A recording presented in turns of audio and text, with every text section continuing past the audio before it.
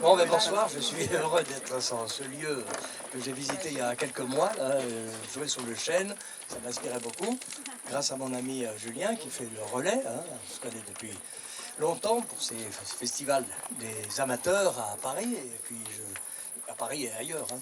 Mais je dois dire qu'il y a beaucoup d'amateurs qui jouent mieux que des professionnels, hein. Ça, c'est très impressionnant. En plus, ils le font avec tout leur cœur, sans forcément avoir des intérêts d'argent, de cachet, et notamment les problèmes de concurrence, etc.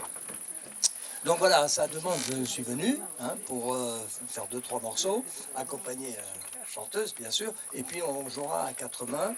Donc la Rhapsody in Blue de Gershwin, on vous la présentera tout à l'heure. Alors, pour faire ce petit mini-récital, un extrait de sonate de Beethoven, un nocturne de Chopin, et puis la paraphrase. La paraphrase, c'est une sorte d'improvisation et transcription d'airs d'opéra de Verdi de Franz Liszt. Bon, je vous présente déjà la sonate de Beethoven. Donc c'est le final de la sonate dite La Tempête, d'après Shakespeare. Le premier mouvement a été inspiré par La Tempête, Shakespeare. Et vous savez, souvent dans les sonates, comme dans les quatuors, les symphonies, différentes pièces, il y a plusieurs mouvements. L'usage, c'est de ne pas applaudir entre les mouvements. Mais rassurez-vous, il n'y aura qu'un mouvement, je joue le final.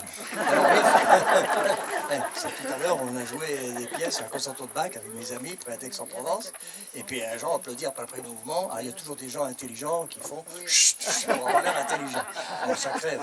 Et c'est notre faute aux artistes. Quand on présente, il faut bien expliquer. Il y a 3 mouvements, il y a 4 mouvements, c'est un triptyque, etc. Enfin, j'aime bien le côté pédagogique. Donc, dans cette sonate, je vous jouerai le final. Et ce final n'a rien à voir avec La Tempête. Parce que Beethoven était en colère par rapport aux charrettes qui passaient sous ses fenêtres, aux carrosses, aux différentes voitures à cheval qui passaient. Et donc, comme il commençait à sentir la surdité, comme très souvent, quand on commence la surdité, c'est encore plus douloureux d'entendre des bruits très forts. Quand on est complètement sourd, bon, on y échappe, sauf qu'après, on est isolé. Le pauvre, il a été isolé après environ on va dire 17-18 ans de lente descente jusqu'à être complètement sourd. Mais là, il était partiellement sourd et il s'est mis en colère par rapport au bruit de ces charrettes et de ces voitures qui étaient très brillantes à l'époque, puisque, comme vous savez, il y avait des roues à la ferraille, il y avait des pavés, et c'était souvent beaucoup plus brillant que les voitures d'aujourd'hui. Et alors, il s'est mis en colère. Donc, il a introduit la colère, comme dit Cioran, le philosophe. Il a introduit la colère en musique. Je vais dire pas tout à fait. Il a introduit la colère dans la musique instrumentale. La colère existait, bien sûr, bien avant dans les opéras baroques. Par exemple, la colère des dieux. Très souvent, on a ça dans des histoires qu'on raconte dans les opéras. Mais là, c'est la musique instrumentale. Et c'est vrai que dans la musique qui précède Beethoven, à part peut-être Haydn, à de petites exceptions, chez Bach, chez Mozart, il n'y a pas de colère dans la musique instrumentale, voilà, en l'absence de chanteur. Donc voilà, je vais vous jouer cette sonate, ce final, qui montre bien l'obsession du mouvement rotatif, l'obsession du bruit des roues, et l'obsession de Beethoven de pouvoir échapper à ce bruit, car il a écrit une lettre à un de ses amis en expliquant bien ce problème. Voilà, il avait l'habitude de déménager souvent parce qu'il ne payait pas ses loyers. Donc là, il se trouvait à un angle de rue et ça faisait beaucoup de bruit. Alors, je ne sais pas où je remets le micro, par terre, ou c'est vous qui le prenez. Merci.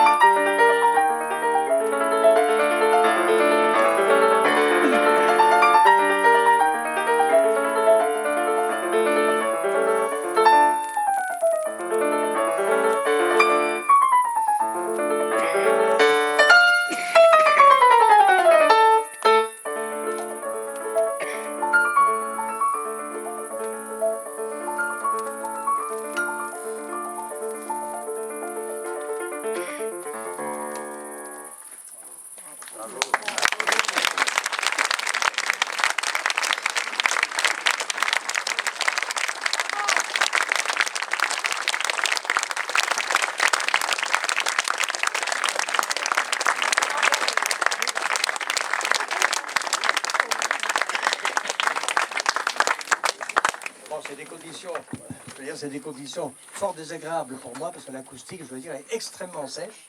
D'autre part, il y a l'audiovisuel, des photos partout, et ça, j'aime pas. Ça freine ma générosité. Je ne cherche pas d'excuses. Hein. Je suis simplement allergique à tout ce qu'on fait à notre époque, à vouloir stocker des informations, à garder, à diffuser, etc., au lieu de vivre l'instant présent avec l'amour pur de la musique, dans l'amour pur de la nature. C'est dit. Ces appareils qui envoient des ondes négatives, etc. Bref, vous avez remarqué donc les coups de colère, et puis vous avez remarqué aussi, c'est typique de Beethoven, ces nuances ombre et lumière, et tout à coup donc ces grands coups surprenants, presque théâtraux, alors qu'il s'agit de musique instrumentale, il n'y a pas de parole, il n'y a pas d'opéra, il n'y a rien. Alors maintenant on va passer vers la douceur, la tendresse, l'imaginaire, le fantastique aussi de Chopin. Parce que le romantisme, c'est pas le côté romanesque, ce n'est pas seulement le côté romanesque à l'eau de rose. Le romantisme qui démarre avec Beethoven, déjà à la fin de Mozart, mais qui démarre avec Beethoven, puis Schubert, Schumann, Brahms, les grands maîtres allemands, et puis bien sûr les deux grands du piano, Chopin et Liszt. Le romantisme, eh bien, c'est aussi l'imaginaire, c'est le fantastique. Dans ce nocturne que je vais vous interpréter, qui est particulièrement surprenant, il n'est pas bellinien, il n'est pas proche de l'opéra italien, contrairement à certains autres. Et dans ces nocturnes, on est aussi dans l'ombre et la lumière, le majeur et le mineur. On ne sait pas trop où il va aboutir dans le début. Et puis il y a un passage central où là aussi, il y a un peu des coups de colère. Hein, il faut bien le dire, ça fait partie de la musique. Ce n'est pas forcément la colère de l'homme ou des dieux, c'est simplement la nature qui s'agite. Et puis finalement, on revient au calme du début avec un grand apaisement. Avec le comédien avec lequel je travaille depuis plus de 25 ans, Alain Carré, on a pour la première fois joué ce nocturne avec le texte « Demain dès l'aube » de Victor Hugo, où vraiment, bon, j'irai porter sur ta tombe, j'irai des bruyères en fleurs à la fin, etc. Et ça colle parfaitement avec la littérature romantique de Victor Hugo, mais aussi, si on veut, Lamartine, Alfred de Musset et d'autres. Voilà, donc Chopin a écrit un grand nombre de nocturnes, je ne sais plus le chiffre exact, 20, donc ouais, 21, bon, 21, voilà, dans le dernier qui est posthume. Ça ne veut pas dire qu'il a été écrit après sa mort, hein, mais qui simplement il a été publié après sa mort. C'est le plus célèbre, on va dire. Il a servi même de publicité à la télévision, au cinéma, pour un parfum, si je me souviens bien. Mais ça n'est pas le plus abouti. Alors que celui-ci est un des nocturnes du début, et qui est très visionnaire, selon moi. Voilà pourquoi j'ai envie de vous l'offrir ce soir, dans ce lieu de nature.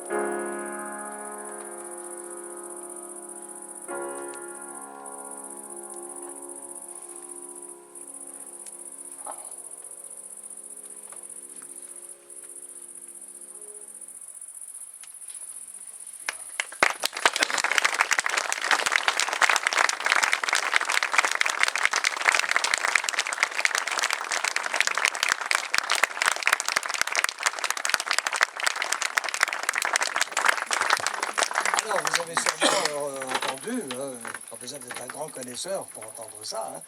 J'espère d'ailleurs qu'il y a très peu de connaisseurs ce soir, parce que c'est surtout à eux que je souhaite m'adresser, bien sûr, depuis toujours et surtout depuis quelques années.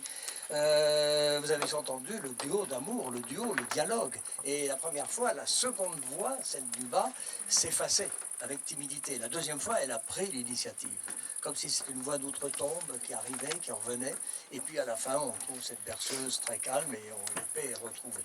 Voilà, après les orages du milieu, bien sûr. Alors maintenant, on passe à Franz Liszt, grand ami de Chopin. Donc imaginons les salons parisiens des années 30, 1830, 1832, etc. On a Franz Liszt, on a Berlioz, on a Rossini, on a Heine, le poète allemand, on a bien sûr Delacroix, bien sûr Delacroix qui est là. On a, j'oubliais, Victor Hugo, bien sûr, Alfred de Musset, Georges Sand, l'inspiratrice de Chopin. On l'a rencontré d'ailleurs dans un de ses salons. Et Franz Liszt, lui, c'est le grand virtuose qui aimait les pianos Erard. Les pianos Erard qui avaient une mécanique beaucoup plus brillante, beaucoup plus rapide, techniquement plus facile à jouer, pour faire ces grandes exhibitions. Il a d'ailleurs arrêté un peu comme Jacques Brel, après environ on va dire une vingtaine d'années de carrière, à 37 ou 38 ans, Liszt, alors qu'il a voyagé dans toute l'Europe. Et il jouait avec son talent extraordinaire, avec sa grande main, il jouait les symphonies de Beethoven, les préludes et fugues pour orgue de Bach, les mélodies de Schubert ou Schumann dont il a fait des transcriptions, hein, les amplifiés, les opéras de Verdi, de Bellini également, de Wagner, et les transcriptions de Mozart. Et bon, donc Franz Liszt a développé cette carrière de virtuose un petit peu superficielle qui lui a valu des critiques et des réserves, et pourtant c'est un formidable compositeur qui est un peu un des pères de la musique du XXe siècle. Il a atteint le chromatisme, il a atteint presque l'atonalité, l'apostrophe atonalité, atonale, à la fin de sa vie, d'ailleurs des pièces un petit peu ennuyeuses, il faut bien le dire, des pièces très contemplatives, mais dans sa grande période des années 1850, 1860, 65, avant d'essayer d'être le musicien officiel du pape à la chapelle Sixtine, ce qui n'a pas marché, compte tenu de sa vie passée assez agitée, eh bien, ce cher Franz Liszt a fait des symphonies merveilleuses, la Dante symphonie, la Faust symphonie, et puis des grandes pièces pour piano. Et puis, ces paraphrases qui sont comme des transcriptions sur des airs d'opéra. Et alors, la plus célèbre, j'ai proposé à Julien en disant, oui, tiens, on va jouer à un Liszt, voilà, on va sortir de l'éternel Campanella ou d'éternelles Rhapsodies, voilà. Et donc, j'ai proposé cette pièce en pensant au film que je vous conseille de voir, pour ceux qui ne l'ont pas vu, de Dustin Hoffman, où il y a le moins de scénaristes, Quartet, voilà, le quatuor de Rigoletto, de troisième acte, je me souviens bien, de Rigoletto, où tous les personnages sont là, et dans ce film, c'est une maison de retraite en Angleterre, c'est extrêmement touchant, c'est une maison de retraite spécialisée pour les chanteurs à la retraite, et qui se retrouvent et ils revoient leur passé, leurs amours, leurs rencontres, leurs ruptures, leur deuil, etc. Et le final, enfin la grande séquence, c'est le chant de ce quatuor de Rigoletto, qui est déjà très très puissant dans l'opéra naturellement. Je ne vais pas vous raconter l'histoire de l'opéra, mais donc Franz Liszt en a tiré l'essence dans ce quatuor, où on a donc les grands thèmes qui sont rassemblés avec des fioritures, c'est ce qui justifie le nom de paraphrase. Parce que Franz Liszt a aussi fait des transcriptions, comme je l'ai dit tout à l'heure, beaucoup plus proches du texte original, comme dans les symphonies de Beethoven par exemple. Voilà, donc Franz Liszt, avant de passer après à Gershwin, qui est quand même un autre style de musique.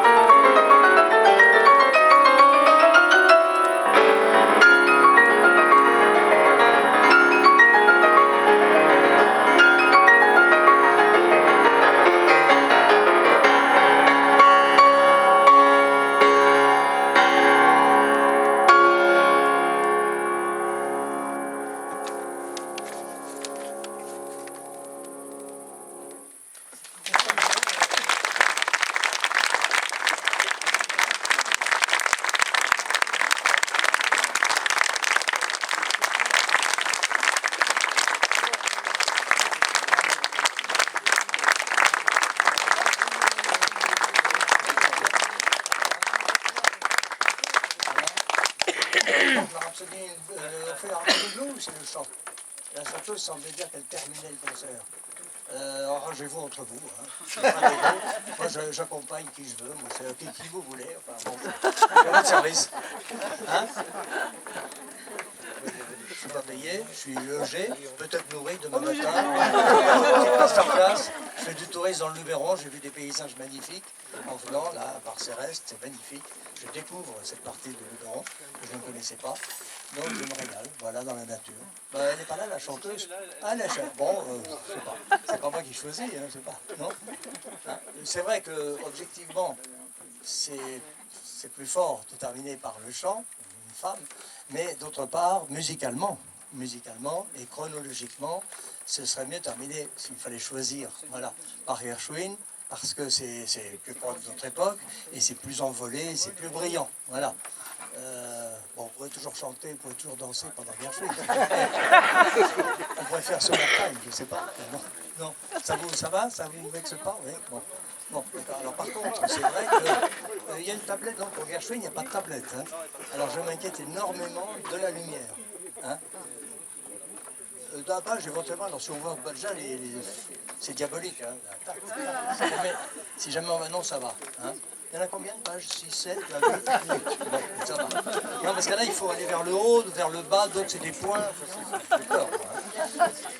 Là, c'est très bien. Mais par contre, pour nous, la luminosité, je suis extrêmement inquiet, parce qu'on est complètement à contre-jour, on ne voit pas la partition. C'est pas compliqué, ici, on ne voit pas. On voit très peu. Donc il faudrait une petite lampe ou tourner le piano. Non, parce qu'on a exactement l'éclairage à l'envers de ce qu'il faudrait pour notre confort. Hein. Eh oui. Bon, on voit bien votre tatouage par contre. Ça c'est vrai. C'est vous, c'est le client, c'est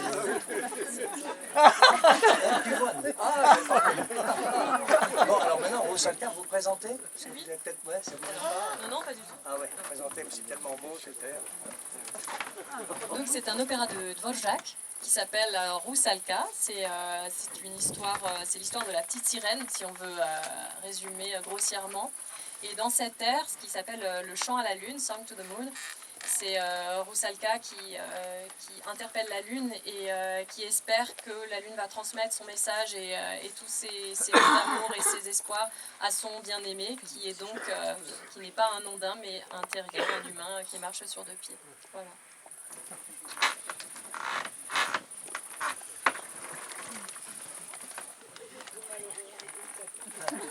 On n'a pas répété, hein. Le tempo, j'ai un peu dans l'oreille. On le passe souvent sur Radio Classique. Hein. On passe souvent les choses en boucle sur Radio Classique. Notamment cette terre. Cette terre, il passe très souvent. Mais bon, le tempo, et un peu accelerando, et après on stabilise.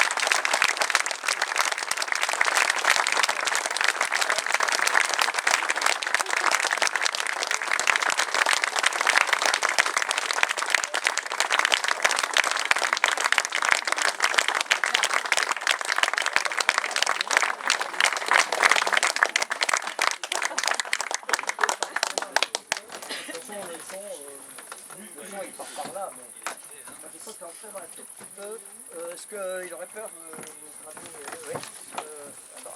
Bruno, moi je suggérais pour rassurer qu'on bouge très légèrement, si ça passe pas à travers. Voilà, il va me faire jouer sur le pont d'Avignon avec mon piano vélo. Mais ça viendra, on fera le Ventoux aussi. Hein. D'ailleurs, je vais vous dire pourquoi on fera le Ventoux. Eh ben parce que voilà. Le Tour de France ne passe pas cette année. Je serai à Châtel pour l'arrivée du Tour. C'est à l'Alpe d'Huez.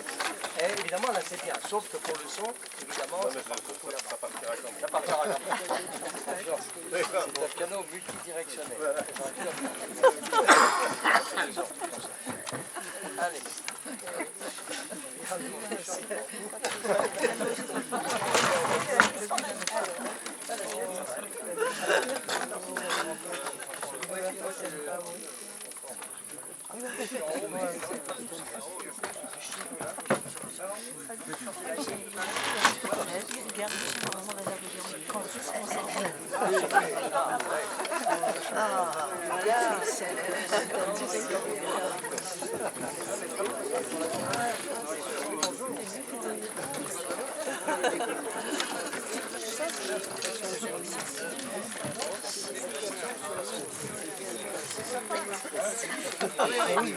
On n'a pas répété. Hein. On a joué sur un piano océanien, on va dire, au musée qu'on s'est rencontré par hasard, au musée Chirac, au musée des Arts Premiers. Hein. Il y avait un magnifique piano, Steinway, sculpté par un artiste finlandais, néo-zélandais, et donc avec des sculptures comme sur les barques et sur les religions, les mythologies, la culture, on va dire, la culture d'Océanie. Et c'était très curieux, c'est un piano un peu rouge, couleur rouge. C'est un piano aidé mais rouge. Voilà. Ornementé, Voilà. magnifique. Un peu en bois ou un peu de céramique. Ouais. Tu l'as en vidéo, on l'a mis en vidéo sur le site. On voit un peu. Voilà, donc on s'est amusé à jouer là-bas spontanément. Il y a 4 ans. Il y a 4 ans, et puis là, bon, on s'est dit, voilà.